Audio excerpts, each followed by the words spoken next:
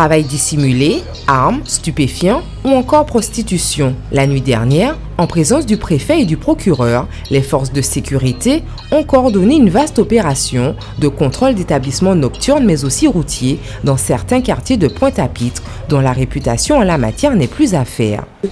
Ces opérations, je dirais, sont conduites avec beaucoup de force depuis le début de l'année. J'ai annoncé que la lutte contre la délinquance était, je dirais, ma priorité. Les opérations, je dirais, se succèdent de la part de chacune des composantes des forces de sécurité ou ensemble, comme ça va être le cas ce soir. Oui, c'est important parce que déjà ça montre à la population que la police, contrairement à ce que certains peuvent penser, est présente.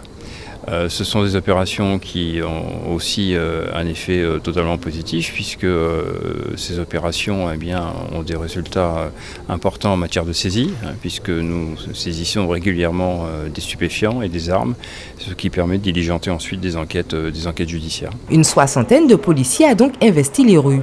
Fouilles corporelles, vérification de titres de séjour. Vous avez un titre de séjour, vous avez un titre de séjour. Ou encore recherche de stupéfiants avec chiens. Durant environ 1 heure, les contrôles se sont enchaînés. Nous sommes satisfaits de l'opération. Je vous dis, c'est des opérations quotidiennes, donc c'est pas pour nous quelque chose de particulièrement spécial, spécifique.